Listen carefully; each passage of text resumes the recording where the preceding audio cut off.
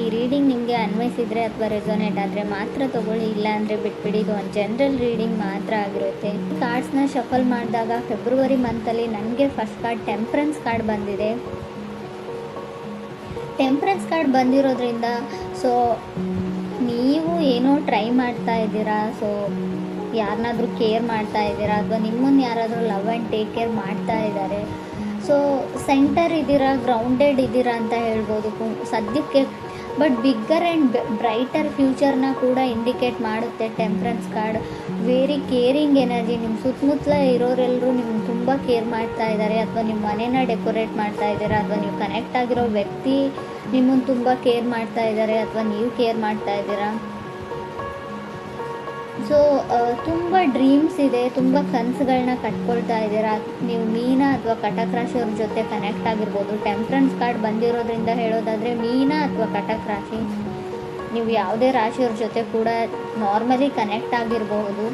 Second card ನನಗೆ ಏಸ್ of cups ಬಂದಿದೆ. ಏಸ್ of cups ಬಂದಿರೋದ್ರಿಂದ ಡೂ ಓವರ್ ಅಗೇನ್ ಅಂತ ಹೇಳುತ್ತೆ. ಮಾಡಿರೋ ಕೆಲಸನೇ ಮತ್ತೆ ಮಾಡಬೇಕಾಗುತ್ತೆ, ಅದು ಯಾವುದೇ ವಿಷಯದಲ್ಲಾಗಿರ್ಬೋದು. ಸೊ ಫೀಲ್ ಗುಡ್ ಎನರ್ಜಿ ಇದೆ ಅಂತ ಹೇಳ್ಬೋದು. ಒಂದು ಸಮೃದ್ಧತೆ ಅಂತ ಕರಿತೀವಿ ನಾವು, ಏನೋ ಒಂದು ನೆಮ್ಮದಿ, ಫೀಲ್ ಗುಡ್ ಎನರ್ಜಿ ನಿಮ್ಮ ಮುಖದಲ್ಲಿದೆಯೋ ಅಥವಾ ನಿಮ್ಮ ಪಾರ್ಟ್ನರ್ ಮುಖದಲ್ಲಿದೆಯೋ. ತುಂಬ ಹೊಸ ವ್ಯಕ್ತಿಗಳ ಪರಿಚಯ ಆಗಿದೆ ಇತ್ತೀಚೆಗೆ, ಹೊಸ ಜಾಗದಲ್ಲಿ ಇರಬಹುದು ನೀವು. ಏಸ್ ಆಫ್ ಕಪ್ಸ್ ಇರೋದ್ರಿಂದ ಏಸಸ್ ಯಾವಾಗಲೂ ನ್ಯೂ ಸ್ಟಾರ್ಟ್ನ ರೀಪ್ರೆಸೆಂಟ್ ಮಾಡುತ್ತೆ.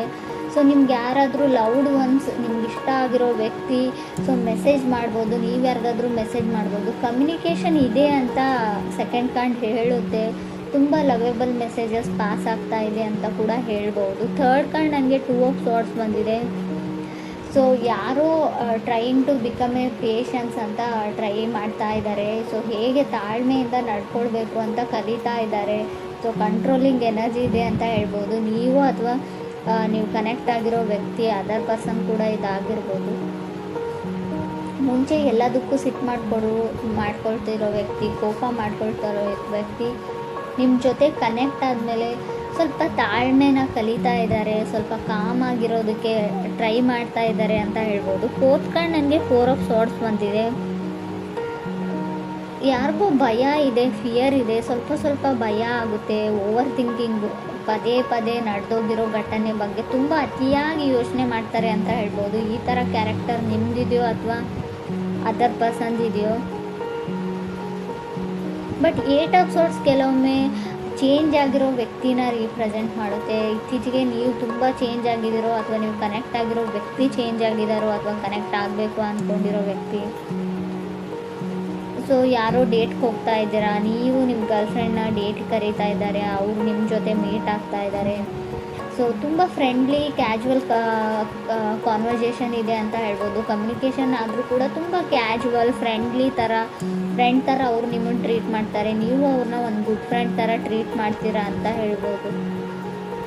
ಫಿಫ್ತ್ ಕಾರ್ಡ್ ನನಗೆ ಸಿಕ್ಸ್ ಆಫ್ ಕಪ್ಸ್ ಬಂದಿದೆ. ಸಿಕ್ಸ್ ಆಫ್ ಕಪ್ಸ್ ಕೆಲವೊಮ್ಮೆ ಸಿಕ್ಸ್ತ್ ಪ್ಲೇಸಲ್ಲಿ ಬಂದರೆ, ಅದು ಕೂಡ ಏಟ್ ಆಫ್ ಸೋರ್ಡ್ಸ್ ಆದಮೇಲೆ ಬಂದರೆ ಫ್ಲರ್ಟಿಂಗ್ ಎನರ್ಜಿ ಅಂತ ಹೇಳ್ತೀವಿ. ನೀವು ಯಾರ ಜೊತೆನಾದರೂ ಫ್ಲರ್ಟ್ ಮಾಡ್ತಾ ಇದ್ದೀರೋ ಅಥವಾ ನಿಮ್ಮ ಜೊತೆ ಯಾರಾದರೂ ಫ್ಲರ್ಟ್ ಮಾಡ್ತಾ ಇರ್ಬೋದು. ಕೇರ್ಫುಲ್ಲಾಗಿರಿ.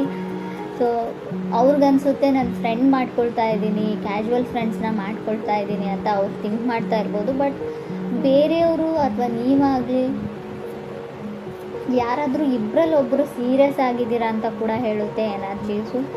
ಸ್ವಲ್ಪ ಕೇರ್ಫುಲ್ಲಾಗಿರೋದು ಒಳ್ಳೆಯದು. ಸೆವೆಂತ್ ಕಾರ್ಡ್ ನನಗೆ ಫೋರ್ ಆಫ್ ಪೆಂಟಿಕಲ್ಸ್ ಬಂದಿದೆ. ಹೋಲ್ಡಿಂಗ್ ಬ್ಯಾಕ್, ಯಾರೋ ಯಾರಿಂದನೂ ದೂರ ಸರಿತಿದ್ದಾರೆ ಅಂತ ಅಂದ್ಕೊಳ್ಬೋದು. ಡಿಸಿಷನ್ನ ತೊಗೊಳ್ಳೋದ್ರಲ್ಲಿ ಲೇಟ್ ಮಾಡ್ತಾ ಇದ್ದೀರಾ, ನೀವು ಅದರ್ ಪರ್ಸನ್ನು ಆ ವ್ಯಕ್ತಿಯಿಂದ ದೂರ ಆಗ್ತಾ ಇದ್ದೀರಾ, ಸ್ವಲ್ಪ ಕಾಂಟ್ಯಾಕ್ಟ್ನ ಮಿಸ್ ಮಾಡ್ಕೊಳ್ತಾ ಇದ್ದೀರಾ ಅಂತ ಹೇಳ್ಬೋದು. ಏಟ್ ಕಾರ್ಡ್ ನನಗೆ ಟವರ್ ಕಾರ್ಡ್ ಬಂದಿದೆ. ಟವರ್ ಕಾರ್ಡ್ ಬಂದಿದೆ ಅಂತ ಭಯ ಪಡೋ ಅಗತ್ಯ ಇಲ್ಲ. Sometimes tower cards temperance card ಜೊತೆಗೆ ಬಂದರೆ ಖಂಡಿತವಾಗ್ಲೂ ಡಿಲೇ ಅಂತ ಹೇಳ್ತೀನಿ. ಯಾವುದೇ ವಿಷಯದಲ್ಲಾಗಿರ್ಬೋದು, ರಿಲೇಷನ್ಶಿಪ್ ವಿಷಯದಲ್ಲಾಗಿರ್ಬೋದು, ನೀವು ಮನೆ ಕಟ್ತಾ ಇದ್ದರೆ, ಏನಾದರೂ ಖರೀದಿ ಮಾಡ್ತಾ ಇದ್ದರೆ, ಯಾವುದಾದ್ರೂ ಇವೆಂಟ್ ಇದ್ದರೆ, ಎಲ್ಲಿಗಾದ್ರೂ ಹೋಗಬೇಕು ಅಂದ್ಕೊಂಡಿದ್ರೆ ಎಲ್ಲದರಲ್ಲೂ ಡಿಲೇನ, ಸಡನ್ ಅನ್ಎಕ್ಸ್ಪೆಕ್ಟೆಡ್ ಡಿಲೇ ಅಂತ ಹೇಳ್ಬೋದು. ಸೊ ನೀವು ರೆಡಿಯಾಗಿಲ್ಲ, ಯಾವುದಕ್ಕೂ ಇನ್ನೂ ಟೈಮ್ ಬೇಕು ಅಂತ ಹೇಳ್ತಾ ಇದೆ ಅಂತಲೂ ಹೇಳ್ಬೋದು. ಮೇ ಬಿ ಡೆಸ್ಟಿನಿ ರೆಡಿ ಇಲ್ಲ ಅಂತ ಹೇಳ್ಬೋದು. ನೀವೇನೋ ಮಾಡಬೇಕು ಅಂತ ಇದ್ದೀರಾ, ತುಂಬ ಎಕ್ಸ್ಟರ್ನಲ್ ಫೋರ್ಸಸ್ಸು ನಿಮ್ಮನ್ನು ತಡೀತಾ ಇದೆ, ಆ ಕೆಲಸ ಪೂರ್ತಿ ಆಗಕ್ಕೆ ಬಿಡ್ತಾ ಇಲ್ಲ ಅಂತ ಕೂಡ ಹೇಳ್ಬೋದು. ಸೊ 9th ಕಾರ್ಡ್ ನನಗೆ ಹ್ಯಾಂಗ್ಮ್ಯಾನ್ ಬಂದಿದೆ. ಹ್ಯಾಂಗ್ಮ್ಯಾನ್ ಕೂಡ ಅದನ್ನೇ ಹೇಳುತ್ತೆ, ಎಲ್ಲ ಕೆಲಸಗಳು ನಿಧಾನವಾಗಿ ಆಗುತ್ತೆ, slow and steady wins the race ಅಂತ ಹೇಳ್ತೀವಿ. ಎಷ್ಟೇ ನಿಧಾನವಾಗಾದರೂ ಕೂಡ ಕೆಲಸ ಕಂಪ್ಲೀಟ್ ಆಗುತ್ತೆ ಅಂತ ಹೇಳ್ಬೋದು. 10th ಕಾರ್ಡ್ ನನಗೆ 5 ಆಫ್ ಸೋರ್ಡ್ಸ್ ಬಂದಿದೆ. ಹುಷಾರಾಗಿರಿ, ಮೇ ಬಿ ಬ್ರೇಕಪ್ಸ್ನ ಹೇಳ್ತೀನಿ, 5 ಆಫ್ ಸೋರ್ಡ್ಸ್, ಡಿವೋರ್ಸ್ನ ಹೇಳ್ತೀನಿ. ನಿಮಗೆ ಗೊತ್ತಿಲ್ಲದೆ ಇರ್ಬೋದು, ಆಲ್ರೆಡಿ ಡಿವೋರ್ಸ್ ಆಗಿರೋ ವ್ಯಕ್ತಿ ಜೊತೆ ನೀವು ಕನೆಕ್ಟ್ ಆಗ್ತಾ ಇದ್ದೀರಾ ಇತ್ತೀಚೆಗೆ, ಅವ್ರು ಹೇಳದೇ ಇರ್ಬೋದು ಅಥವಾ ಆಲ್ರೆಡಿ ನಿಮಗೆ ಗೊತ್ತಿರ್ಬೋದು. 5 ಆಫ್ ಸೋರ್ಡ್ಸ್ ಕೆಲವೊಮ್ಮೆ ಮನೆಯಲ್ಲಿ ಡ್ರಾಮಾ ಫೈಟ್ಸ್ನ ರೀಪ್ರೆಸೆಂಟ್ ಮಾಡುತ್ತೆ, ಸಣ್ಣ ಪುಟ್ಟ ಜಗಳನೂ ದೊಡ್ಡದಾಗಿ. ಸೊ ಮೇ ಬಿ ಡಿವೋರ್ಸ್ವರೆಗೂ ಹೋಗಿರ್ಬೋದು. ಹರ್ಮೆಟ್ ಕಾರ್ಡ್ ಕೂಡ ಬಂದಿದೆ. ಸಮ್ಟೈಮ್ಸ್ ಹರ್ಮೆಟ್ ಕಾರ್ಡ್ ಡಿವೋರ್ಸ್ ಆದಮೇಲೆ ಮೇ ಬಿ ಸ್ಯಾಡಲ್ಲಿ, ಸ್ಟ್ರಗಲಲ್ಲಿ ಕೆಲವರು ಇರ್ಬೋದು. ಫೈಟ್ ಫಾರ್ ಲವ್ ಅಂತ ಹೇಳುತ್ತೆ ಹರ್ಮೆಟ್ ಕಾರ್ಡ್. ಟಯರ್ಡ್ ಆಫ್ ಲವ್ ಅಂತ ಹೇಳ್ತೀವಿ. ಫುಲ್ ಆಫ್ ಡೌಟ್ಸ್ ಇದ್ದರೂ ಕೂಡ ಹರ್ಮೆಟ್ ಕಾರ್ಡ್ ಬಂದಿರುತ್ತೆ. ಡೌಟ್ಸ್ ನಿಮಗಿದೆಯೋ ಅಥವಾ ಅದರ್ ಪರ್ಸನ್ಗಿದೆಯೋ. 11th ಹರ್ಮೆಟ್ ಕಾರ್ಡ್ ಇರೋದ್ರಿಂದ ಖಂಡಿತವಾಗ್ಲೂ ನೀವು ಡಿಪ್ರೆಷನ್ ಲೆವೆಲ್ಗೆ ಹೋಗಿರ್ಬೋದು. ಕೆಲವರು ತುಂಬ ಓವರ್ ಥಿಂಕಿಂಗ್, ತುಂಬ ಯೋಚನೆಯಲ್ಲಿ ಕೂಡ ಕೆಲವರು ಇದ್ದೀರಾ ಅಂತ ಕಾರ್ಡ್ ಹೇಳುತ್ತೆ. ಕೆಲವ್ರಿಗೆ ವೆಕೇಷನ್ನ ಅಗತ್ಯ ಇದೆ ಅಂತ ಹೇಳ್ಬೋದು. 2 ಆಫ್ ಸೋರ್ಸ್ ಓವರ್ ವರ್ಕ್ನ ಕೂಡ ಸೆಕೆಂಡ್ ಕಾರ್ಡ್ ರೀಪ್ರೆಸೆಂಟ್ ಮಾಡೋದ್ರಿಂದ ಎಲ್ಲಿಗಾದರೂ ಟ್ರಿಪ್ ಹೋಗಿ ಸ್ವಲ್ಪ ಬ್ಯುಸಿಯಾಗಿ ಬೇರೆ ಜಾಗದಲ್ಲಿ ಟೈಮ್ನ ಸ್ಪೆಂಡ್ ಮಾಡಿ ಅಂತ ಹೇಳ್ಬೋದು. ಇನ್ಕಮ್ ಚೆನ್ನಾಗಿದೆ ಅಂತ ಹೇಳ್ತೀನಿ. ಫೈನಾನ್ಷಿಯಲಿ ನನಗೆ ಇನ್ಕಮ್ ತುಂಬ ಚೆನ್ನಾಗಿದೆ ಅಂತ ಕಾಣಿಸ್ತಾ ಇದೆ. ಸೊ ನಿಮ್ಮದೇ ಕೆಲಸ ಮಾಡೋ ಜಾಗದಲ್ಲಿ ನೀವು ತುಂಬ ಬ್ಯುಸಿಯಾಗಿದ್ದೀರಾ, ಓವರ್ ವರ್ಕ್ ಮಾಡ್ತಾಯಿದ್ದೀರಾ, ತುಂಬ ರೆಸ್ಪಾನ್ಸಿಬಿಲಿಟೀಸ್ ಇದೆ, ಬ್ಲಡ್ ಪ್ರೆಷರ್ ಜಾಸ್ತಿ ಆಗ್ತಾ ಇದೆ, ಟೆನ್ಷನ್ ಇದೆ, ಡಿಪ್ರೆಷನ್ ಇದೆ. ಸೊ ಮೇ ಬಿ ಇದು ನೀವು ಕೆಲಸ ಮಾಡೋ ವಿಷಯಕ್ಕೆ ಸಂಬಂಧಪಟ್ಟಿರುತ್ತೆ ಅಂತ ಹೇಳ್ಬೋದು. ವೆಕೇಷನ್ನ ಅಗತ್ಯ ಇದೆ ನಿಮಗೆ, ಸ್ವಲ್ಪ ಟೈಮ್ ತೊಗೊಳ್ಳಿ, ಹೊರಗಡೆ ಎಲ್ಲಾದರೂ ಹೋಗಿ. ಸೊ ಕೆಲವ್ರು ರೆಡಿಯಾಗಿದ್ದೀರಾ, ಕೆಲವ್ರದ್ದು ಮದುವೆ ಕೂಡ ಫಿಕ್ಸ್ ಆಗಿದೆ ಅಂತ ಅಂದ್ಕೊಳ್ತೀನಿ ನಾನು. ಏಸ್ ಆಫ್ ಕಪ್ಸ್ ಇರೋದ್ರಿಂದ ಆಲ್ರೆಡಿ ಮದುವೆ ತುಂಬ ರೀಸೆಂಟಾಗಿ ಮದುವೆ ಆಗಿರ್ಬೋದು. 15 days 1 monthಲ್ಲಿ ಕೆಲವ್ರು ಮದುವೆ ಇರ್ಬೋದು ಮುಂದೆ, ಅಥವಾ ಆಲ್ರೆಡಿ ಮದುವೆ ಆಗಿರಬಹುದು ಅಂತ ಹೇಳ್ತಾ ಇದೆ. ಮೇ ಬಿ ಇದು 1.5 ಡೇದು ಕೂಡ ನಾನು ಕೌಂಟ್ ಮಾಡ್ತೀನಿ. 2 days ಆಯಿತು, 1 days ಆಯಿತು, ಗೊತ್ತಿಲ್ಲ ನನಗೆ. ನಾನು ರೀಡಿಂಗ್ ನೋಡುವಾಗ ಇದು ನಿಮ್ಗೆ ಅನ್ವಯಿಸುತ್ತೆ ಅಂತ ಅಂದ್ಕೊಳ್ತೀನಿ.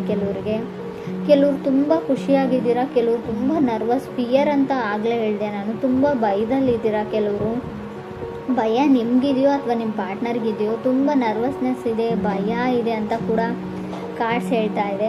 ಬಟ್ ಟವರ್ ಕಾರ್ಡ್ ಇರೋದ್ರಿಂದ ಹೆಲ್ತಿನ ವಿಚಾರದಲ್ಲೂ ಕೂಡ ನೀವು ತುಂಬ ಗಮನ ಕೊಡಬೇಕು. ಅನ್ಎಕ್ಸ್ಪೆಕ್ಟೆಡ್ಲಿ ಹೆಲ್ತ್ ಹಾಳಾಗುವಂಥ ಚಾನ್ಸಸ್ ಇದೆ.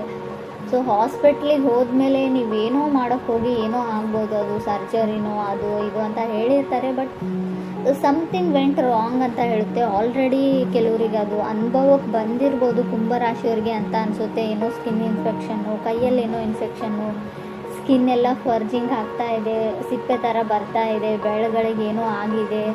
ಸೊ ಏನೋ ಸಣ್ಣ ಪುಟ್ಟ ಇನ್ಫೆಕ್ಷನ್ಸ್ ಆಗುವಂಥ ಚಾನ್ಸಸ್ ಕೂಡ ಇದೆ. ನನಗೆ ಗೊತ್ತು ಇದು ಲವ್ ಲೈಫ್ ರೀಡಿಂಗ್, ಆದರೂ ಕೂಡ ಕಾರ್ಡಲ್ಲಿರೋದನ್ನು ನಾನು ಹೇಳ್ತಾ ಇದ್ದೀನಿ. ಮೇ ಬಿ ಕೆಲವ್ರಿಗೆ ಉಪಯೋಗಕ್ಕೆ ಬರುತ್ತೆ ಇದು ಕೂಡ ಅಂತ ಅನಿಸುತ್ತೆ. ಇನ್ನು ಲವ್ ಲೈಫ್ ವಿಚಾರಕ್ಕೆ ಬಂದರೆ ಸ್ವಲ್ಪ ಜಗಳನ ಹೇಳ್ತೀನಿ, ಬ್ರೇಕಪ್ನ ಹೇಳ್ತೀನಿ. ಆಲ್ರೆಡಿ ಮದುವೆ ಆಗಿರೋರಿಗೆ ತುಂಬ ಜಗಳ ಮತ್ತು ಡಿವೋರ್ಸ್ವರೆಗೂ ಹೋಗುವಂಥ ಚಾನ್ಸಸ್ ಇದೆ. ತುಂಬ ಯೋಚನೆ ಮಾಡಬೇಡಿ. ಮಿಸ್ಅಂಡರ್ಸ್ಟ್ಯಾಂಡಿಂಗ್ ಕೂಡ ನನಗೆ ಕಾರ್ಡ್ಸಲ್ಲಿ ಕಾಣಿಸ್ತಾ ಇದೆ. ಟವರ್ ಕಾರ್ಡ್ ಇರೋದ್ರಿಂದ ಮಿಸ್ಅಂಡರ್ಸ್ಟ್ಯಾಂಡಿಂಗ್ ಆಗೋದ್ರ ಜೊತೆಗೆ ಅದನ್ನು ನೀವು 100% ನಂಬ್ತೀರಾ ಕೂಡ. ಸೊ ಗಮನ ಕೊಡಿ. ಯಾವುದೇ ವಿಚಾರ ಇರಲಿ ತುಂಬ ಸರ್ತಿ ಯೋಚನೆ ಮಾಡಿ ಡಿಸೈಡ್ ಮಾಡಿ. ಯಾವುದನ್ನು ಟವರ್ ಕಾರ್ಡ್ ಅಂದರೆ ಸಡನ್ ಡಿಸಿಷನ್ ತೊಗೊಳ್ಬೇಕು ಅಂತ ಅನಿಸುತ್ತೆ. ಸೊ ಕೋಪದಲ್ಲಿ ಕೊಯ್ಕೊಂಡಿರೋ ಮೂಗು, ಸೊ ನೀವು ಸಮಾಧಾನ ಆದಮೇಲೆ ಖಂಡಿತ ಬರಲ್ಲ. ಈ ವಿಚಾರದ ಬಗ್ಗೆ ಕೂಡ ನೀವು ತುಂಬಾ ಯೋಚನೆ ಮಾಡಬೇಕು. ಕೆಲವ್ರಿಗೆ ನನಗನ್ಸುತ್ತೆ ಹ್ಯಾಂಗ್ಮ್ಯಾನ್ ಇರೋದ್ರಿಂದ ನಿಮಗೆ ಡಿಲೇ ಮಾಡೋಕ್ಕಿಷ್ಟ, ನೀವೇ ಯಾವುದನ್ನು ತುಂಬ ಎಳಿತಾ ಇದ್ದೀರಾ, ಯಾರಿಗೂ ತುಂಬ ಕಾಡಿಸ್ತಾ ಇದ್ದೀರಾ ಅಂತ ಕೂಡ, ನೋ ಹೇಳ್ತಾ ಇದ್ದೀರಿ ಅಂತ ಕೂಡ ಕಾರ್ಡ್ ಹೇಳುತ್ತೆ.